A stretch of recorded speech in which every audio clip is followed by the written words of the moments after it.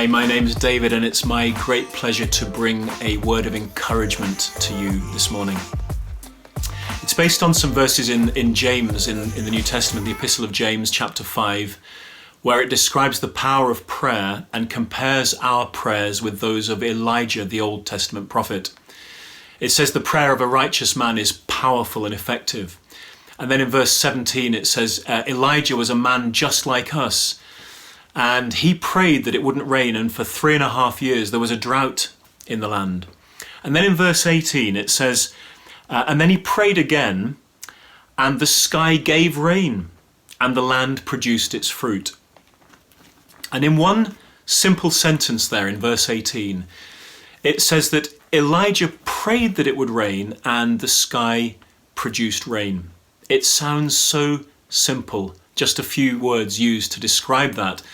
But when we read back into the Old Testament, 1 Kings chapter 18, the story of Elijah praying for the rain, we realize there was a bit more involved. Elijah had to pray 7 times for the rain to come. He tucked his head between his knees. God had spoken to him. God had promised there would be rain. And so he persisted in prayer 7 times. And on the first 6 occasions, his servant went to the top of the hill to see if there was any rain in the sky and came back with a report that there was still no clouds in the sky. But on the 7th occasion, the servant came back and he said, there is a cloud the size of a man's hand.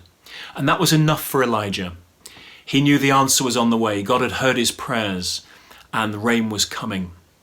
And there's a similar story in the Old Testament where Elijah prays for a dead boy, the widow's son who's died. And Elijah, it says he stretched himself out over the boy's body and he stretched himself out 3 times and prayed that the boy's life would return to him. And on the 3rd occasion, the boy was raised back to life, the Bible's first resurrection. Fantastic stories. I encourage you to read them.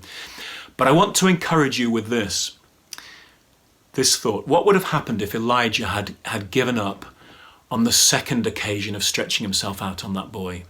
What would have happened on the top of Mount Carmel if he'd stopped praying after 6 occasions and just decided God wasn't going to answer his prayer? But he didn't. He persisted in prayer, believing what God had said, and he saw the answers to his prayers. And so I want to encourage you.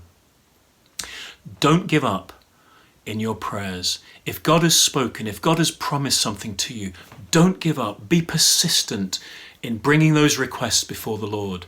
You may look back in the future and in a sentence say, well, I prayed and God answered, but right now it may be a time for persistence in prayer until you see the breakthrough you're looking for.